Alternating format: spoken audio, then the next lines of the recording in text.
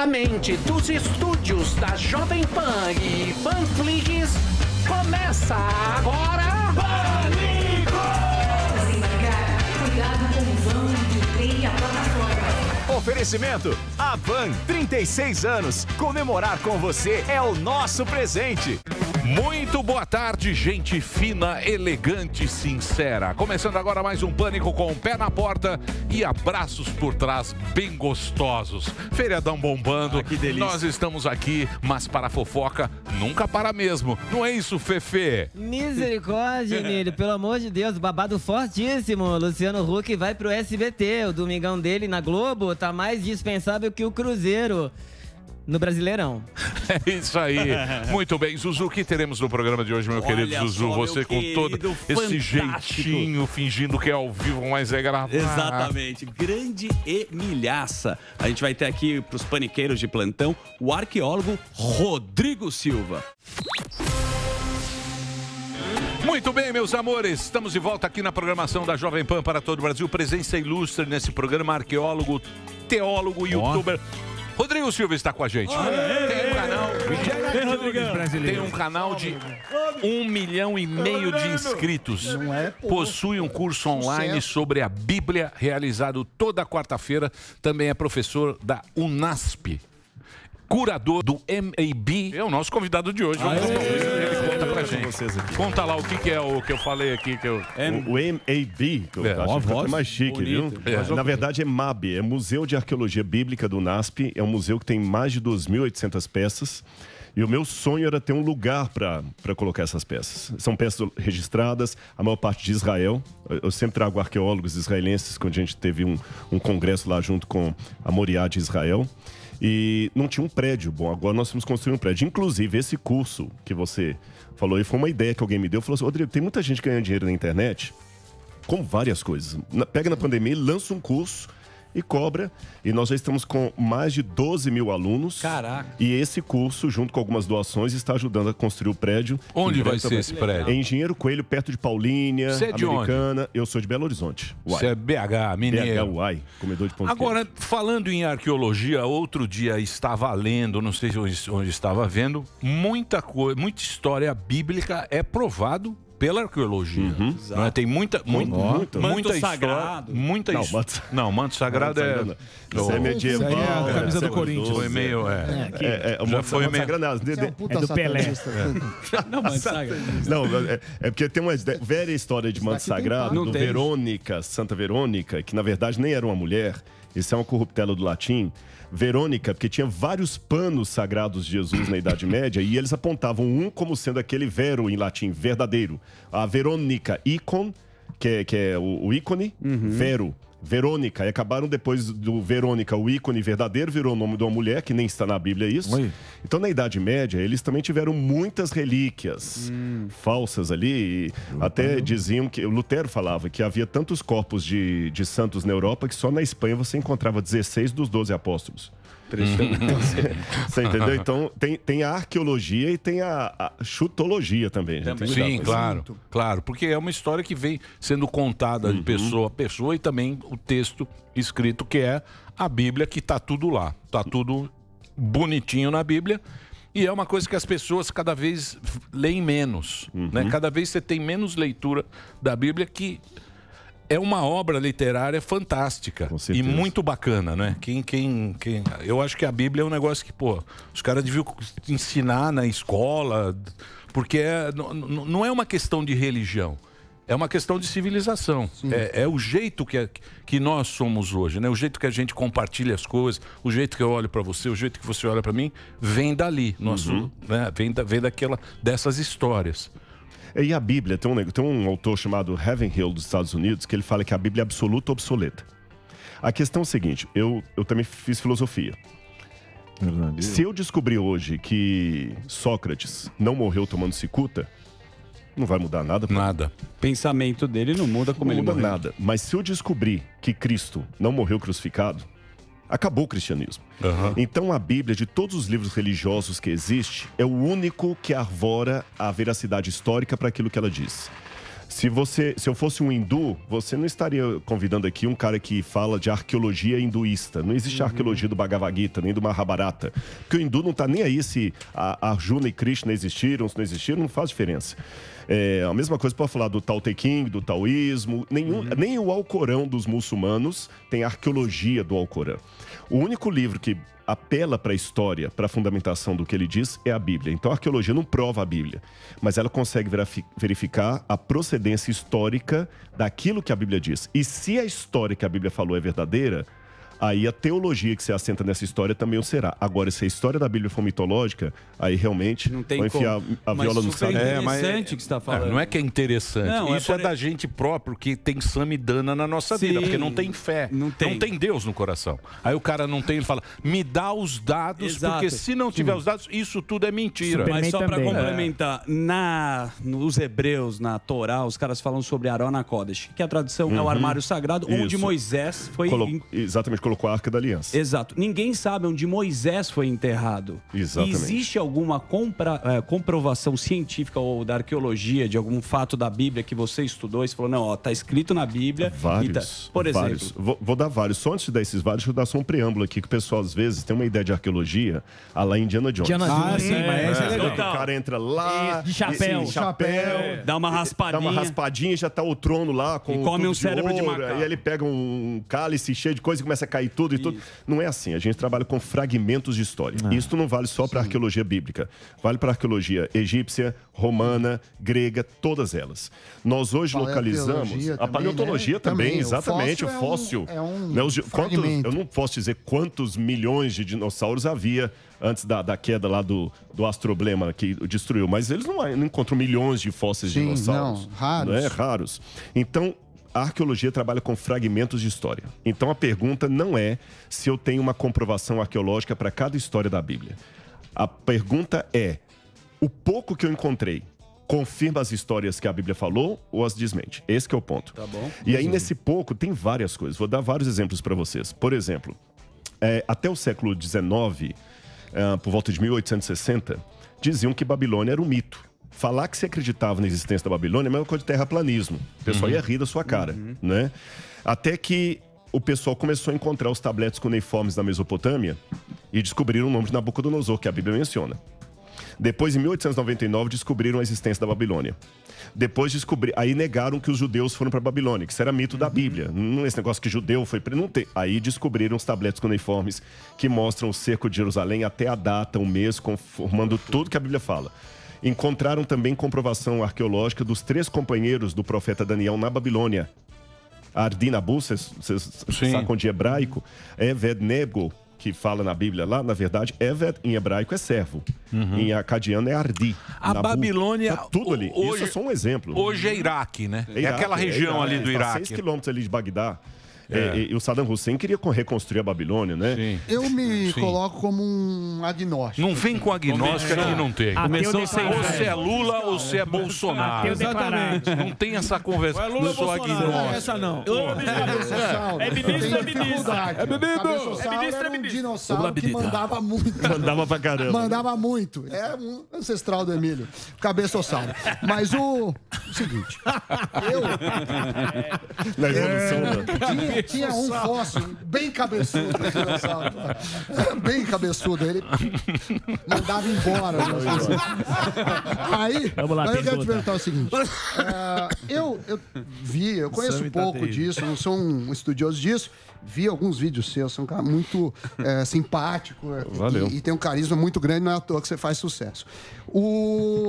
E aí eu comecei a ver uma teoria que é do design inteligente, que fala assim, e me corrija se eu estiver errado, olha, o universo é muito complexo a ponto que um ser de inteligência maior possivelmente criou. E aí fala assim, isso então é Deus. Só que aí eu fiquei pensando, bom, primeiro, Se for Deus, por que seria o Deus judaico-cristão e não o Deus Motumbo, que o Zuzu gosta muito, da África? Reza pra ele. Ele tem uma escultura em casa. também. Vai. Não enrola, não. Não faz graça, não.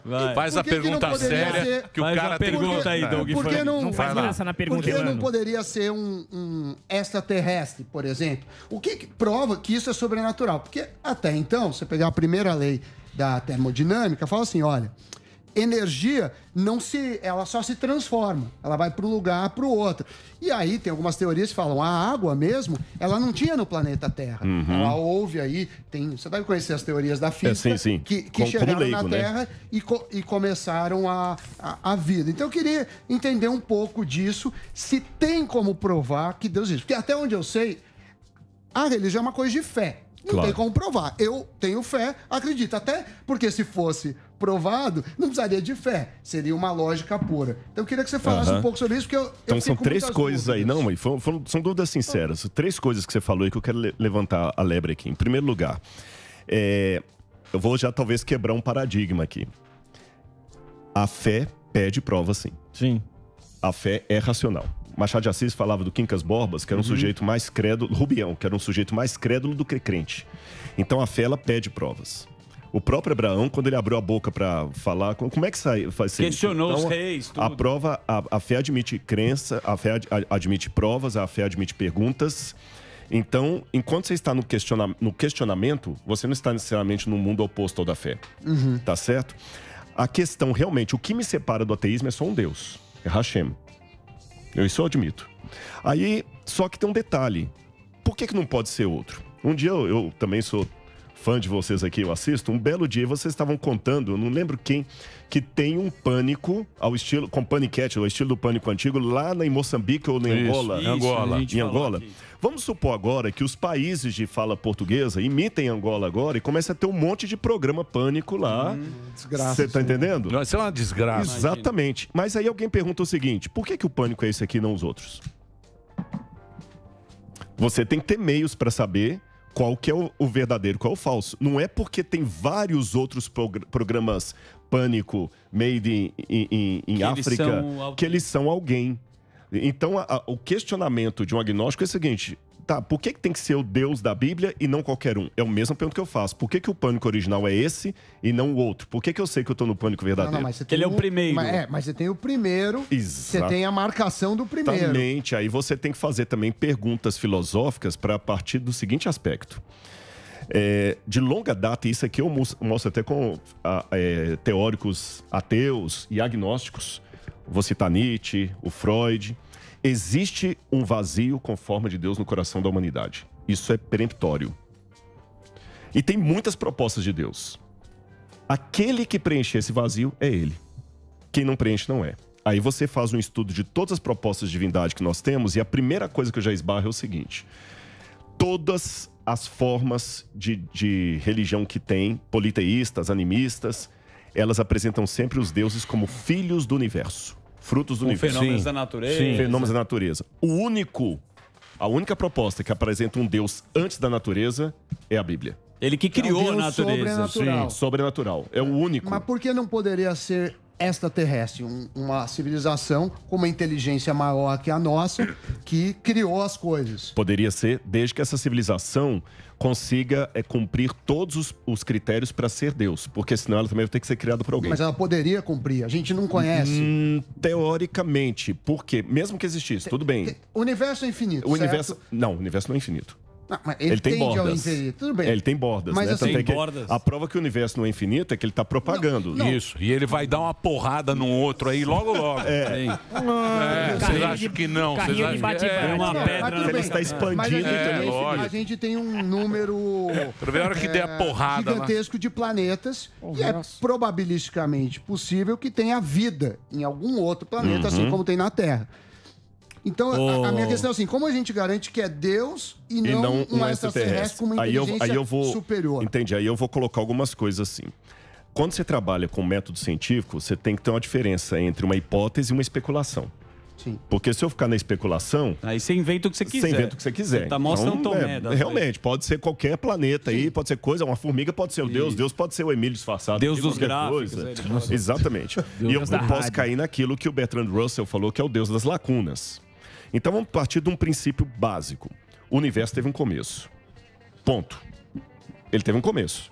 Pouquíssimos físicos estão desesperadamente tentando criar uma origem para o universo que não pegue a origem. Mas até que se prove o contrário, a física até hoje conseguiu mostrar que o tempo, a matéria, a energia, tudo teve um começo. Isso. Aí tem um problema que Wittgenstein coloca.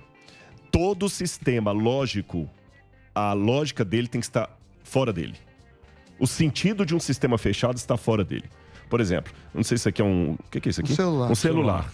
A lógica desse celular está fora dele. Esse celular só funciona porque tem internet fora dele, tem dados, tem uma coisa... Ele em si mesmo é um sistema fechado, não tem lógica. Então, se o universo também é um sistema fechado, a lógica dele tem que estar fora dele. Então, tem que ter uma lógica fora do universo. Essa lógica tem que ser aquela que produziu o universo. E para produzir o universo, essa lógica, eu estou usando essa palavra aqui, ela não pode ser presa à matéria, porque ela é antes da matéria. Ela não pode ser presa ao tempo, porque ela é antes do tempo. Ela não pode ser presa à energia, porque ela é antes da energia.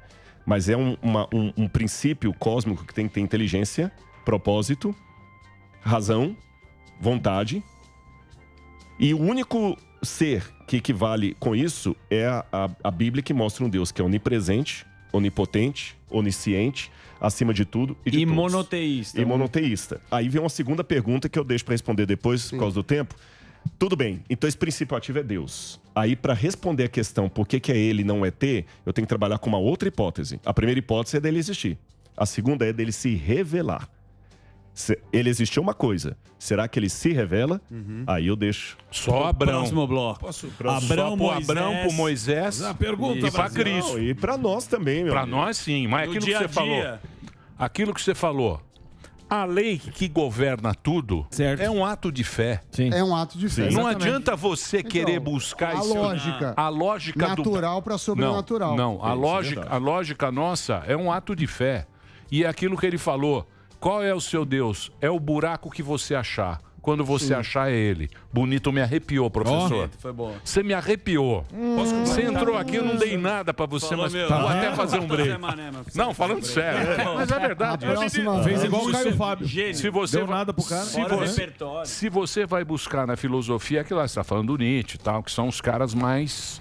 Não é? É aquilo lá, é o buraco. E todo mundo sabe que tem isso. Tem, né? exatamente. A gente sabe. Tem. A gente sabe. Boa. O Samidana não, porque ele quer os dados. Não, Nem o Calcinha deu o dado da Covid cara pra ele. misturou. Ele vai querer que Deus dê. Professor, tudo bem? Pode Rodrigo mesmo. Rodrigo. Deixa... Ninguém fala doutor Einstein, você notou? Não precisa. Não, Que fala quando o cara direto. pede muitos títulos... Fala, Albertão. Rodrigo, professor. eu vejo que você é uma pessoa muito eloquente, como disse o Sam, então você tem uma popularidade e eu admiro isso, tá? Eu gosto de começar falando que eu admiro muito quem consegue se expressar de maneira eloquente e, enfim, tem um curso aí que eu acho interessante, até espero poder fazer uma parte dele um dia. Mas, como agnóstico, eu sou muito cético. E o ceticismo, para mim, ele traz a impressão de que existe aqui uma tentativa de usar a racionalidade em favor dessa afirmação de que existe um Deus. É mais racional acreditar que existe um Deus do que simplesmente não acreditar em nada, ou acreditar que tudo é possível ou que nada é possível, como eu e o Sam, e que na verdade não é uma crença isso, né? Quando você fala, eu não consigo explicar o universo, estou sujeito às descobertas científicas, eu estou apostando no acelerador de partícula, eu estou apostando nas novas descobertas, nas quebras de paradigmas que virão de novos cientistas, de novos Einsteins e de novos grandes aí estudiosos. A gente tem 200 anos só de ciência Exato, moderna. porque Sim. a premissa que eu tenho é a seguinte, nós começamos a evoluir muito no ambiente científico há pouco tempo, né? A curva ela é até exponencial. Você não enxerga que essa visão mais dogmática que você expõe de uma arqueologia que traz aí algum elemento científico, ela pode ser facilmente quebrada se eventualmente a gente descobrir vida em outro planeta, por exemplo?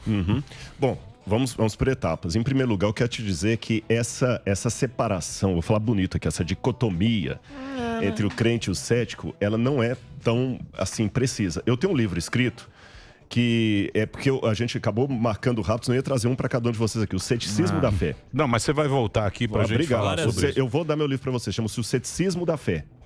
Olha o título, O Ceticismo da Fé, porque às vezes é preciso duvidar para crer. E esse livro é quase um depoimento meu. O que me levou à fé foi a mesma coisa que levou você a fazer esse argumento. É o ceticismo. Vamos falar de ciência.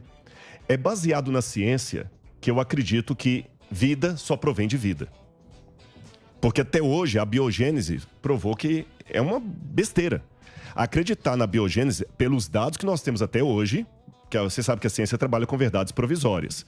Mas enquanto eu só tenho essa verdade provisória, eu vou ficar com ela, senão vira especulação. A panspermia cósmica, a teoria. Sim, da sopa que pode ter caído vida, mas tudo bem, mas de viagem. qualquer maneira, a vida vem de vida. Mesmo que essa bactéria veio de outro lugar. Acho que a questão que você fala é da matéria inanimada ou inorgânica para a matéria orgânica. Exatamente. Quando que houve essa quebra no universo? Exatamente. Vamos pegar assim... Saiu do Big Bang e foi para isso. Vou criar agora eu vou dar uma viajada aqui, mas só para ilustrar o que você está falando. A primeira vida no universo. Sim. Tá bom? Vida só vem de vida. E se a vida que nós conhecemos, ela está num estado de energia, matéria e tempo, ela tem que ter vindo de outra vida. Isso aqui não é uma questão de achismo. É a ciência que me dá esse dado. Por que ninguém aqui tem medo de surgir um tigre do nada e nos devorar? Porque... não se materializa um tigre. Exatamente. Do nada, tem uma frase em latim que diz assim, ex nihilo nihil fit. Do nada, nada se faz. Isso. Aí eu faço a pergunta de Parmênides. Se do nada, nada se faz, por que existe algo ao invés de nada? Isso não, o pessoal brinca, mas não é verdade. Sim. E quando eu chego a essa conclusão, não é pela Bíblia. Não é pela missa, não é pelo culto da igreja evangélica, nem pelo culto na sinagoga. Nem pela filosofia. É filosofia também, mas é pela ciência. Exato. Então eu estou sendo científico quando eu digo que eu tenho que ter uma causa para o universo. Quem, com todo respeito, não está sendo científico é uma pessoa que na academia foi desacreditada nos últimos anos, apesar de ser um gênio, e eu sei separar as coisas também, chamado Stephen Hawking, que sentou na cadeira de Newton e no final, para sustentar o ateísmo dele, quis criar uma lógica para a origem do universo que abstenha daquilo que ele falou antes. Big Bangs sucessivos. Exatamente. Ele fala assim, a energia sempre teve lá. Então, através de Big Bangs, acabaram se formando. Não, eu não sei a resposta. Eu tô falando exatamente, teoria, mas assim, o universo paralelo, por exemplo, fica muito bonitinho. O multiverso. É lógico. Conversa. Mas o universo paralelo, o multiverso, é zero a prova de universo multiverso. Multiverso, com toda sinceridade, mesmo que tenha alguns teóricos falando disso aí, eu vou falar uma coisa que vocês vão agora, alguns vão até me apedrejar. É igual falar de terraplanismo. Você tá entendendo? Não tem nada que prova, a não ser uns caras aí que querem. Então, assim, na verdade, quem eu vejo, com muito respeito, eu tenho muitos amigos ateus, e eu acho que a gente tem que aprender a discordar com elegância. Que nem eu tenho amigo socialista. Então, mas deixa eu perguntar um negócio pra você, meu querido mestre. Essa é uma tendência do mundo ocidental cristão moderno. É muito moderno você falar. Descolado. Os descolados, da Europa do Norte, deixaram de acreditar. Eram cristãos, a gente tem a tradição cristã, mantém o cristão, como o nosso querido agnóstico. Ele é um puta cristão. Ele é um cristão de cabo a rabo. Ele é conservador. Tal, nem manda nude. Ele fala agnóstico, porque é bonito. É bonito. O Conrado quer participar? Puta, o Conrado também fica falando igual o homem da Costa. Amigo. Senão ele vai ficar... Senhores, pergunta de o que, por exemplo, pega a Europa. Porra, a Europa fala tudo que é língua diferente, gente diferente. É o mesmo Deus, cara. É o mesmo Deus... para essa turma. E sabe o que me deixa mais feliz? Porque se esse Deus que eu acredito existir, ele não precisa de advogado, ele precisa de testemunha. Então, ele sabe o que está no coração de vocês. E aí eu falei uma vez uma coisa num outro podcast que deu um bafafá com muito religioso. E eu vou arriscar falar aqui de novo. Cuidado. Se eu chegar ao céu e encontrar um ateu, um agnóstico ali, eu não vou me surpreender.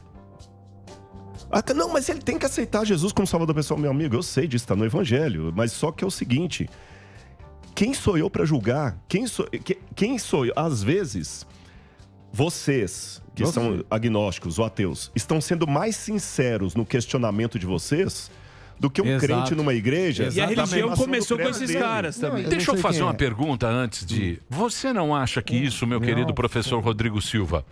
Eu acho que também há muita vaidade. Por isso que essas tretas acabam acontecendo. Vaidades.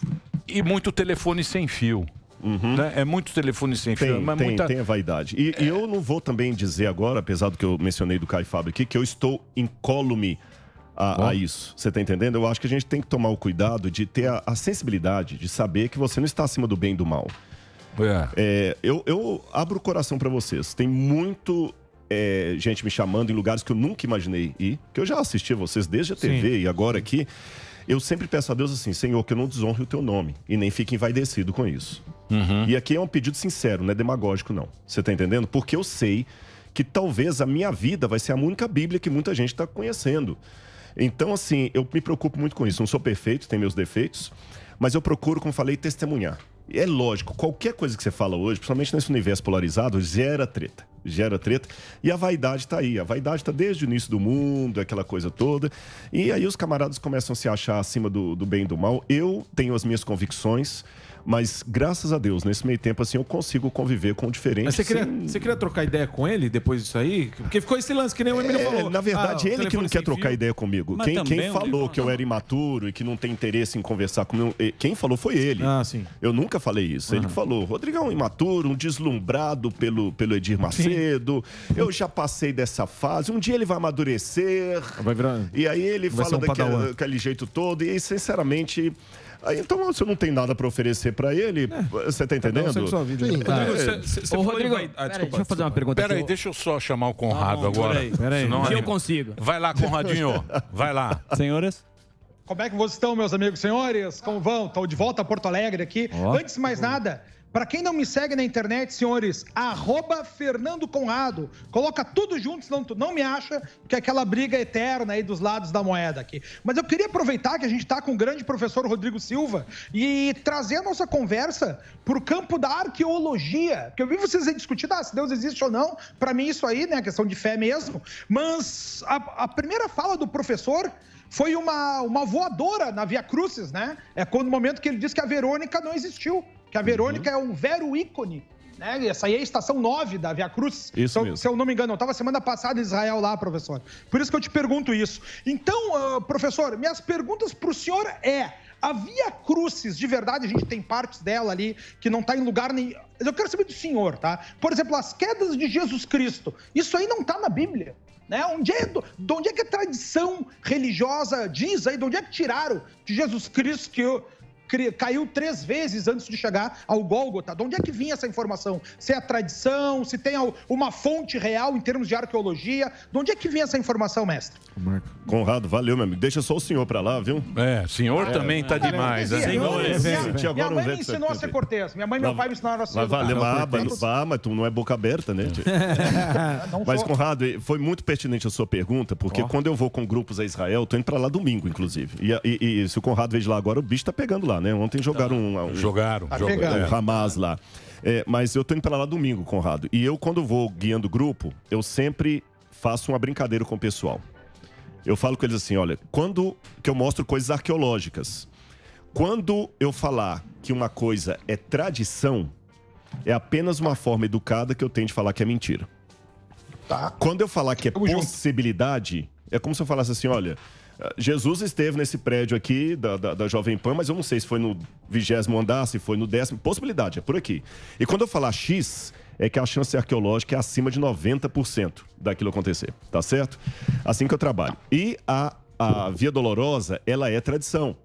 Ela é tradição. E lembra o que eu quis dizer com a palavra tradição. É apenas um eufemismo para dizer que não tem nada a ver. Quem já foi para Israel, e o Conrado talvez vai lembrar, tem ali na entrada da Porta dos Leões, você tem o tanque de Betesda. O tanque de Betesda da época de Jesus, ele está a uma fundura de mais ou menos uns 15 metros. Então o tanque está aqui embaixo, você sobe 15 metros de entulho, aqui em cima está passando a Via Dolorosa. Então é impossível, não é uma ideia, uma possibilidade, é impossível que a Via Dolorosa seja a Rua de Jerusalém da época de Jesus. Outro problema, essa Via Dolorosa, ao longo da Idade Média e Idade Moderna, ela já mudou de roteiro umas 15 vezes. Terceiro, Jesus, como ele falou, e ele está correto, a Bíblia não fala em momento nenhum que Jesus caiu. A única coisa que a Bíblia fala é que tem um momento que Jesus não aguentou carregar a cruz e chamaram Simão Cirineu para ajudar. Mas lá tem, inclusive, o Conrado foi bondoso. Você falou, achou que ele ia carcar, mas ele lacrar, mas ele foi bondoso. Tem, acho que é na estação da Verônica lá que ele falou, tem uma mão lá, uma mão não, um afundado na pedra, que muitos guias falam, olha, é aqui que Jesus, quando ele cansou, ele botou a mão e a pedra afundou. Assim, por mais que eu respeite a crença, quando passo, que eu vejo os grupos ali, o guia falando, foi aqui e tal, sabe, dá um dó, porque eu sei que não é verdade aquilo. Então, existe uma linha tênue entre respeitar a crença do outro e também ser sincero e falar o seguinte, olha... turismo, né? É turismo, exatamente. Né, professor? Tu sabes... Aí, com a Bíblia, eu entro em choque com isso, porque Jesus um dia bateu no pessoal lá porque estava fazendo turismo no templo, né? Sim. Eu não sei se eu respondi, Conrado, mas é fake, tá? Não, tu respondeste bem. Não, porque a pergunta é exatamente o que eu queria te fazer, professor, essa aí, da parte da tradição católica. A gente sabe que no início, né, quem escolheu os locais ali para dizer onde é que eram as bases do cristianismo foi a mãe do Constantino, a Santa Helena. Né, a rainha Helena, em 324, quando ela chega em Jerusalém, ela começa a dizer, tudo o Google foi ali, aqui que Jesus caiu, aqui que Jesus foi o Gólgota, foi dentro da cidade, é fora da cidade, mudaram as muralhas. Tem grandes discussões, né, do que a gente encontra por ali. E assim, professor, ainda lhe perguntando dessa parte da arqueologia, porque eu quero aprender, tá? Eu tô aqui para esclarecer essas coisas. Tem uma parte fundamental do judaísmo também, que é quando Abraão vai fazer o sacrifício do Isaac, Deus diz, não precisa, né? Tá tudo certo, você acredita em mim. Pegadinha. Mas eu não queria falar isso para não desrespeitar aqui a tradição. Mas quem escolheu o nome dizer que aquilo ali aconteceu, aquilo ali está escrito na Bíblia, que é no Monte Moriá. Mas quem fala que o Monte Moriá é aquele onde está o templo, né? Desse próprio templo que Jesus Cristo vai lá expulsar os vendilhões do templo, né? Dá um pau em todo mundo, que nem apareceu no vídeo aquele que vocês colocaram antes ali. Isso aí quem faz é o rei Davi, né? Então aquele Moriá, simbolicamente ele é o lugar onde ele no local onde o Abraão foi sacrificar o Isaac. Não é mesmo ali essas coisas. Mas eu queria que o senhor trouxesse mais elementos ou historinhas interessantes que mostrassem essas variações do mundo real para o mundo da tradição. Por exemplo, a estação 4 da Via Crucis, aquela onde Jesus teria encontrado Maria, que fala na própria Bíblia, eles, só para dizer para o pessoal que está nos ouvindo aqui, ficava numa rua meio tumultuada de Jerusalém e eles mudaram de lugar nos anos 2000. Faz 20 anos que mudaram de lugar a estação 4. Agora foi lá para dentro de uma igrejinha. Então, eu queria que o senhor pudesse esclarecer mais isso aí para as pessoas. Bom, como eu falei da Via Dolorosa aqui, é tudo mito do início ao fim. E eu gostei que você começou com essa pergunta da Via Dolorosa, pra gente separar aqui o joio do trigo, tá bom? O que é arqueologia bíblica feita com seriedade e o que é tradição, que eu já dei um eufemismo com essa palavra aqui, que eu respeito. Muita gente, às vezes que eu dou toda essa aula sobre a Via Dolorosa, com esses detalhes aí, e mesmo, mas a gente quer ver assim mesmo. Então tá bom, eu mostro, é aqui, como turismo.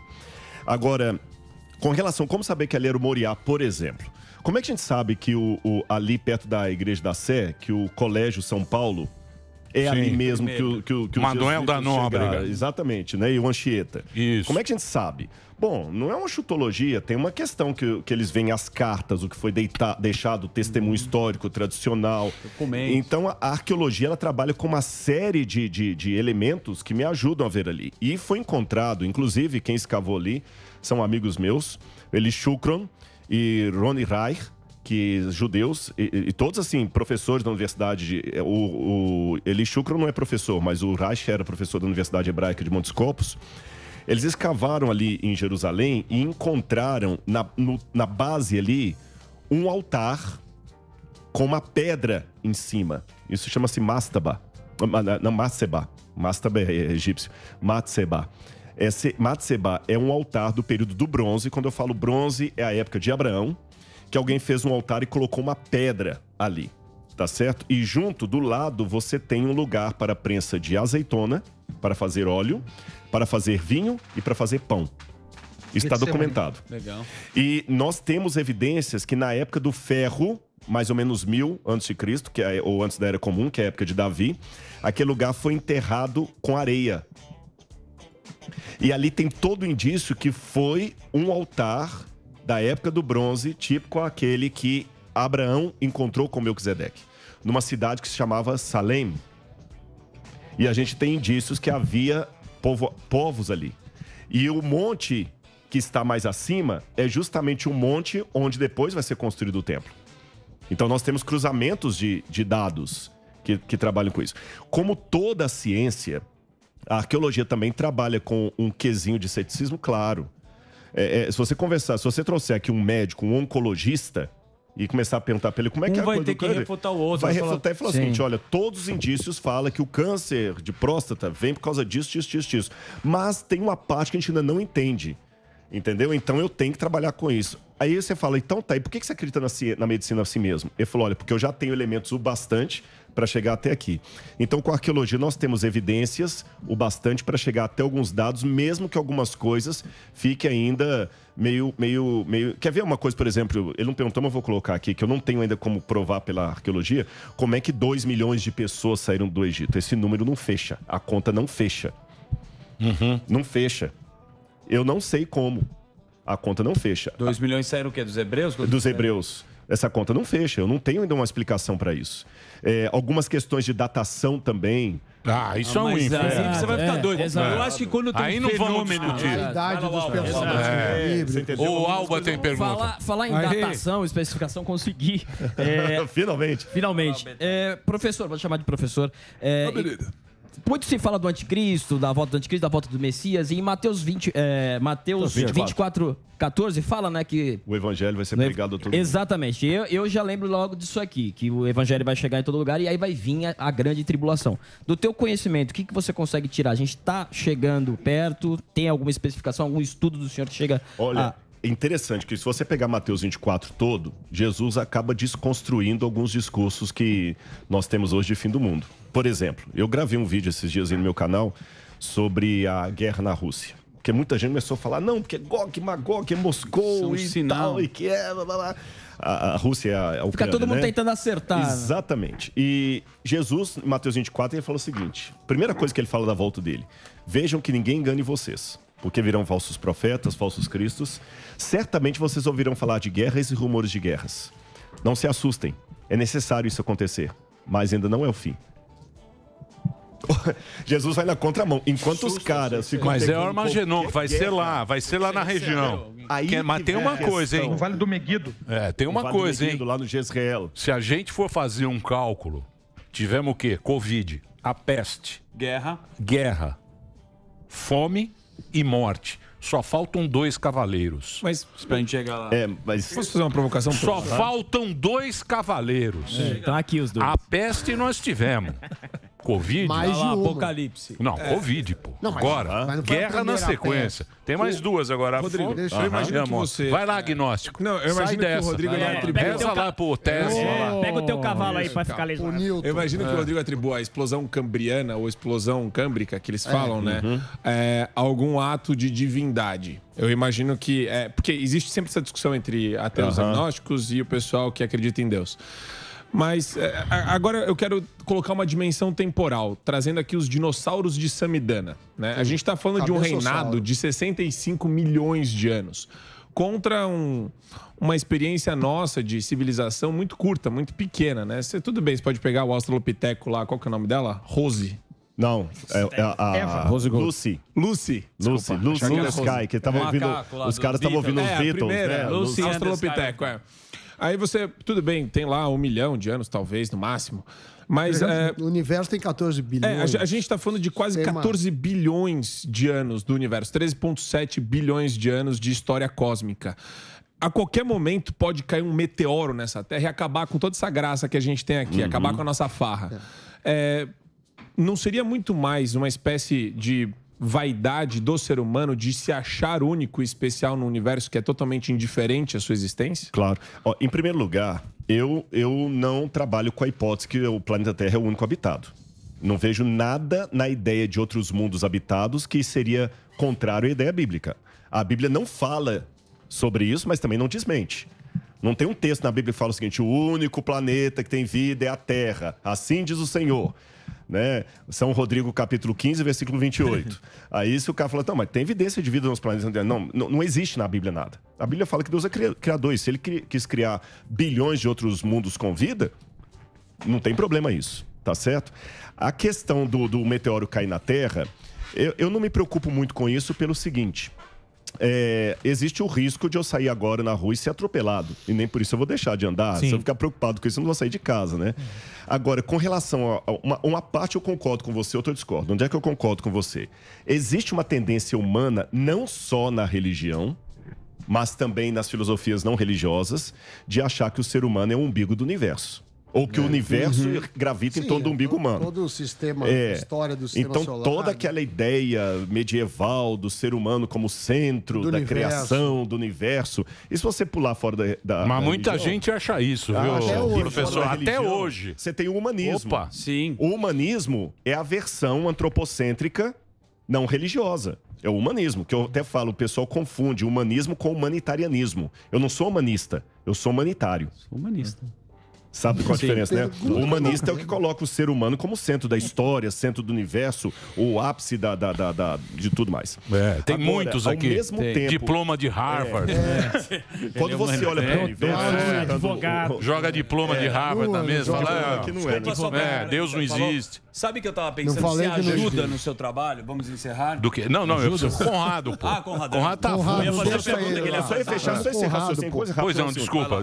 É que ele perguntou a questão de nós não sermos nada no universo. Se você olhar pela ótica do Carl Sagan, que ele falou um pontinho no universo, o cosmos, que ele falou, o que nós somos? Um pontinho, menos que uma bactéria. A foto da Voyager, quando estava saindo da nossa sistema solar. Ele falou que aí ele faz aquela narrativa bonita, né? Que nós não somos nada, um pozinho.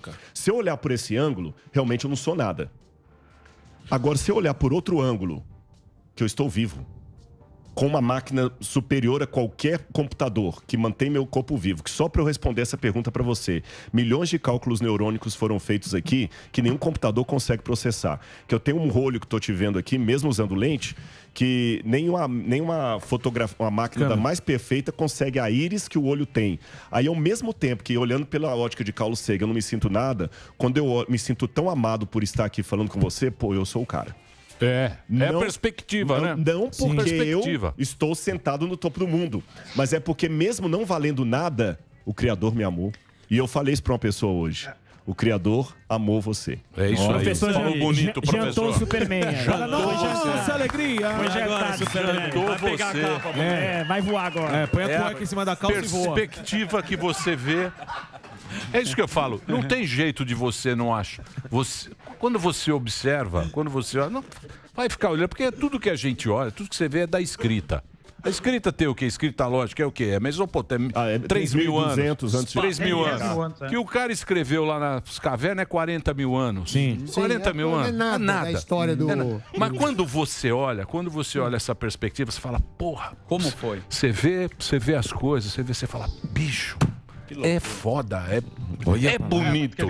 É bonito e é bonito então. e é bonito. Já disse Gonzaguinha. Sim. É bonito e é bonito. Eu fico com a beleza das crianças. Não é isso? Posso perguntar é isso, Conrado? Deixa o Conrado. Vou só fazer mais 3 comentários aqui. O primeiro, para os agnósticos aí, né? Para você ter ideia, a igreja só vai aceitar o heliocentrismo, né, o Sol como centro do universo, nos anos 80, quando o Papa João Paulo II, né, disse, vamos revisar o processo do Galileu, e só dá final disso em 1992. Antes disso, 99, meu amigo. 2 coisas importantes também da gente ver nessa fala do professor, ele me lembrou muito a oração de São Tomás Aquino antes dos estudos, né? Ó Deus, que criaste todos os planetas, criaste as 3 hierarquias de anjos, tu colocaste no meu cérebro essa fagulha do pensamento. Então aqui, professor, eu quero parabenizar o senhor e nosso assunto aqui girou sobre a existência, ao nome de Deus, uma discussão que para mim a cosmologia toda da parte religiosa é mais a tradição que a gente tinha que achar um início para isso tudo do que a verdadeira verdade, se existiu dinossauros ou não, mas o mais importante é a gente ter um nome de altíssima qualidade, igual o professor Rodrigo aí, que está lá realizando suas escavações, suas pesquisas, né, em alto nível, procurando exatamente trazer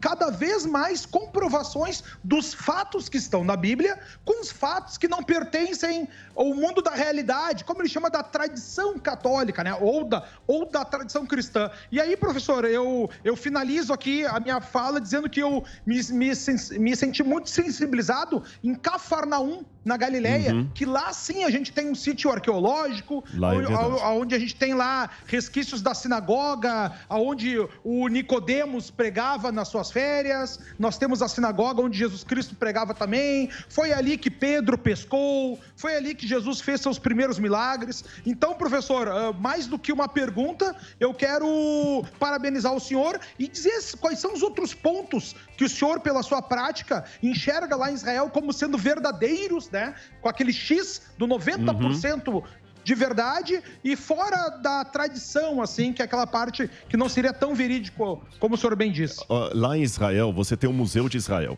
E quando eu vou com o pessoal ali, não estou querendo fazer propaganda, porque até uma coisa, quando eu vou lá, os manuscritos do Mar Morto, eu não ganho para ir lá. É uma coisa interessante isso. Eu só ganho minha passagem e tudo e vou, então não é nada que... Você não paga, vai pelo rolê. Mas você tem o ganho. curso Carapá? O curso é o seguinte, esse curso que eu tô fazendo, da Bíblia Comentada, foi a ideia que o pessoal me deu para levantar o dinheiro para construir o museu. Porque eu tentei ler Rouanet, não deu nada. O Brasil não investe em cultura. Então eu peguei e fiz e tá dando bonitão certo. na foto, hein? Bem bronzeado. Indiana Jones aí, sim. Tá Indiana Jones. Tá estilo Indiana Jones. Esse curso aí, o pessoal que tá comprando, toda semana eu dou uma aula de Bíblia, onde eu pego o texto hebraico, a cultura de Gênesis ou Apocalipse. Dentro do contexto histórico e tudo mais. Você dá uma...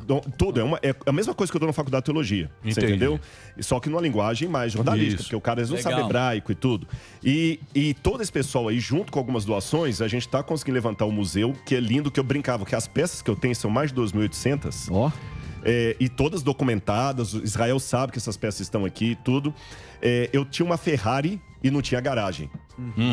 Aí o pessoal começou a ver e tudo mais, e então esse curso eu faço propaganda porque o meu salário não vem disso. Na igreja adventista que eu pertenço, a gente tem um critério um pouco diferente com salário. Não tô querendo dizer que a gente é o melhor ou todo, não, mas só pra vocês entenderem. Como eu sou também um pastor, e você tem é pastor, do dízimo, tem um sistema do dízimo, então eu já tenho um salário do dízimo, mas esse salário que eu tenho é o mesmo de um pastor que mora lá em Cabrobró, é o mesmo do presidente da igreja. Simples. E a gente tem os auxílios. A única coisa que diferencia são duas coisas. Primeiro, a pontuação. Quando você entra, você vai ganhando 70 pontos até subir, vai no máximo 110. E segundo, auxílios. Se um pastor é pastor da igreja em Brasília, no plano piloto, o aluguel que ele vai pagar lá não é o mesmo aluguel que o sujeito vai pagar no interior do Maranhão. Você entendeu? Mas o presidente da igreja adventista para toda a divisão sul-americana ganha a mesma coisa do pastor da igreja. Mas basicamente é legal que você pega o dinheiro para fazer um museu. Exatamente. Aí nesse aspecto eu não posso ter outras fontes de... É lógico, quando eu tenho livro escrito, eles deixam como direito autoral, mas um curso desse, o curso que eu para Israel, tem um programa de TV. Eu não ganho um salário dobrado para ser professor e apresentador de TV. Boa. Você entendeu? Então, só para explicar por que esse jabá aqui eu faço lá. E tinha uma coisa que ele falou ali, lugares que tem Israel. Então, quando eu levo o grupo lá, eu gosto de mostrar coisas que normalmente os grupos turísticos não fazem. Por exemplo, eu gasto uma manhã inteira de 4 horas só no Museu de Israel, explicando peça por peça. Caramba. Então, vou dar um exemplo rapidinho aqui, porque o nosso tempo eu sei que é cronometrado. Que também do lado do... E você sabe disso. Como tem crente que me dá vergonha de ter, tem crente que é igual pantufa. Dentro de casa é confortável, na rua dá vergonha. Me fala, os disso. adventistas têm o Shabat também. Tem, é adventista que tem, né? Guarda o sábado. É isso que chama do sétimo messiânico, né? Exatamente. É assim, a única diferença é que o sábado que eu guardo não é exatamente como aquele sábado do ortodoxo, que eu não posso apertar botão. Sim. Mas você cumpre, acende a vela. Mas o Shabat também. Já faz o Shabat do pôr do sol de sexta-feira ao Você pôr acha do que sol tem de muito sábado. preconceito com... Eles chamam de crente aqui, né? Do evangelho? Você acha que tem? Tem. Só para muitas pessoas, Com certeza nos comentários que você tá dando aí, esse camarada é um falso cientista, que é impossível Sim. você ser um acadêmico e religioso. Então tem esses preconceitos. Você tá entendendo? Aí o camarada Então, mas você- tá sendo porque- também... Pô, então- a USP me deu um título de doutorado, então foi brincando. Amanhã eu tô participando de uma banca da USP de Sim. mestrado. Ó. Então, E mas não é a você primeira vez. Porque o Brasil era católico, né? A gente tem essa tradição de ser católico. Você acha que vem disso? Pode ser. O meu primeiro doutorado... Eu tenho 2 doutorados. O meu primeiro... Porque eu tô contando isso aqui, não é pra exibir, não. O primeiro doutorado foi na Universidade Católica. O segundo que foi na USP. E eu estudei na Universidade Hebraica Comunista. também. Ah, que Então, legal. por que eu tô fazendo Três isso? Eu tenho a tradição judaica, mas na Universidade Hebraica não foi doutorado. Foi só uma especialização em arqueologia. E não em Harvard. E lá na USP foi doutorado e na Católica doutorado. Eu procurei estudar num ambiente fora da minha igreja. Pra sair da caixa e ver Não, exatamente, para sair da caixa. E ver você uma tá outra- entendendo? uma E outra poder dialogar com o diferente. E aí, sabe, puxa vida, se eu fosse um palhaço aqui e diferente de Harvard, você pode entrar no meu currículo Lattes que tá lá a minha formação. Pode perguntar lá no MAI da USP, porque eu tenho diploma lá mesmo. Porque a gente precisa também falar, né? Porque senão vão questão falar... do cara vai achar que eu sou falso. Então não tô brincando. Agora, a única coisa que eu faço é o seguinte: eu defendo o direito do ateu ser ateu. Tá vendo? Mas muitos ateus, eles querem bancar. E eu respondo a sua pergunta da questão do catolicismo, mas não só o catolicismo, tá? A gente demoniza um pouco a igreja católica, mas o protestante também tem culpa a minha igreja, todos os cristãos erraram. Se você for... Teve a Inquisição, né? E teve a Inquisição também protestante. Inquisição. Sim, Cruzadas, sim. aí Não, também. Se você queimaram for lá, gente que falava o Miguel de Tchapá. Servet. Miguel de Servet foi queimado lá em Genebra porque ele questionou os dogmas da igreja presbiteriana. Sim. E Calvino mandou Aí, matar ó. Miguel de Calvino Servet. era danado Miguel de também, Servet, né? entendeu? Então, E quer dizer, Calvo. eu acho que O Lutero também. Martinho Lutero. Eu posso até falar dos seus erros, mas com 2 situações, como Cristo falava. Em primeiro lugar, com amor. Com amor, querendo te resgatar. Sabe aquele pai que o filho tá lá caindo numa situação que eu vi uma vez uma mãe, o menino tava envolvido com tráfico Tem de vários drogas. aqui. Aí a mãe pegou o menino, ela começou a bater no menino na frente do policial. Mas eu fiquei pensando no tapa que aquela mãe deu, não é um tapa... De carinho. Do Will Smith. Mas é pior que é. Não é o tapa do Não Smith. é o Smith. Aquele tapa que a mãe deu é um tapa de amor, desesperado. Tipo, acorda, pô. Eu tenho que ter esse amor pelas pessoas quando eu denuncio as faltas dela. E diferente de Jesus, porque eu não sou perfeito, Que é eu tenho que lembrar que meu telhado é de o vidro. Agostinho, né? Sim. Tudo que fizer, faça com Agostinho amor. Carlos. Se você gritar com amor, faça como... Isso está no Confissões. Isso, exatamente. E lê ele chamar. Bonito. Não faça os outros o que não Temos querem. mais tempo? Deixa eu te falar. Não temos mais tempo?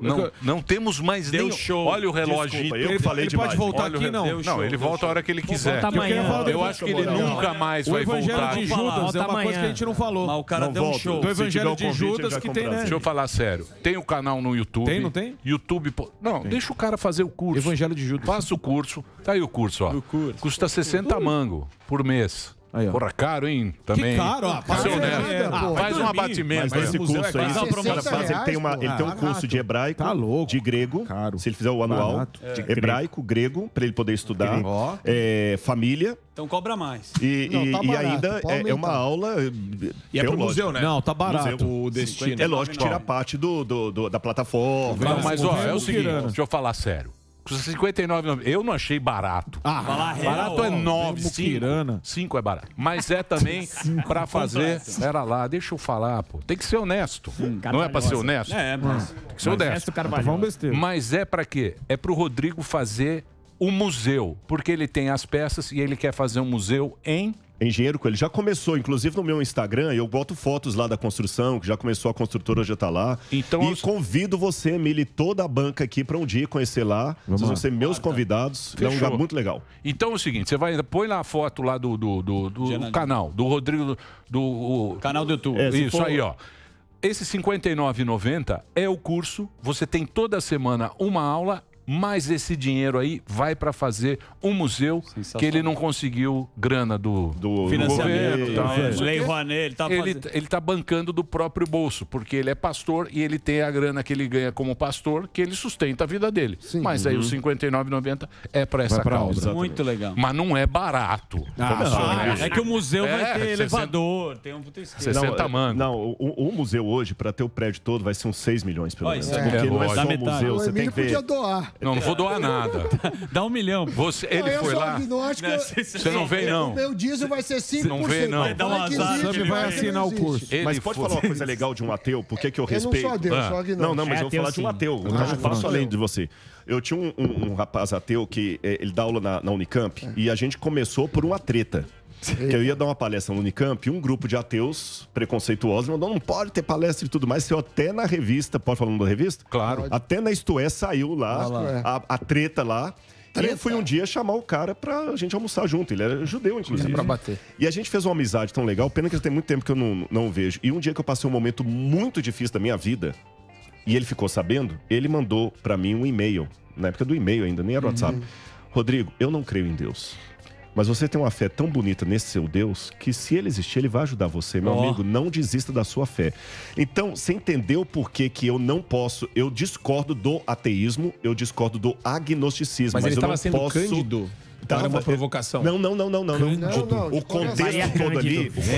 É lógico que eu tô resumindo assim, mas o contexto foi de sinceridade. Você tá entendendo? Foi de sinceridade. Achei que ele podia ter te ligado. Não foi, não. O cara mandou e-mail. Então, assim como tem religioso que faz passar vergonha, tem ateu e ateu. É o ser humano, bicho. É ser humano. É aquilo que você falou, pastor. É a perspectiva como você vê a vida. Por exemplo, eu sei que Deus existe. Por quê? Por quê?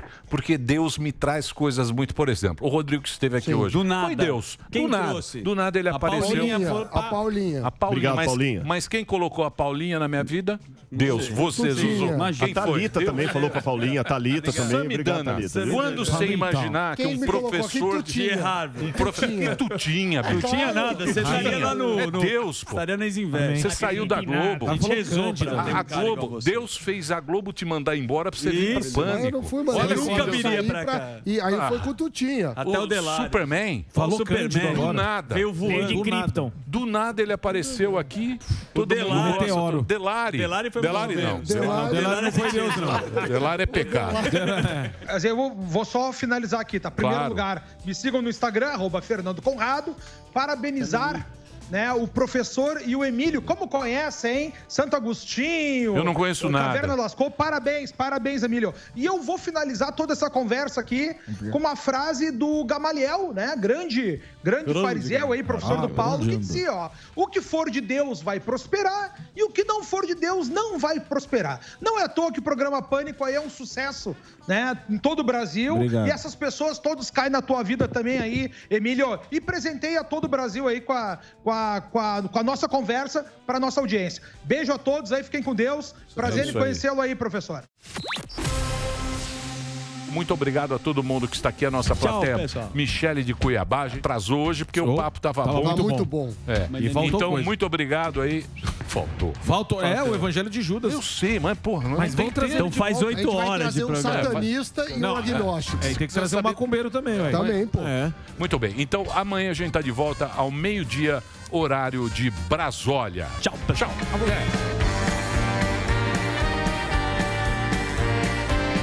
A opinião dos nossos comentaristas não reflete necessariamente a opinião do Grupo Jovem Pan de Comunicação. Realização Jovem Pan News.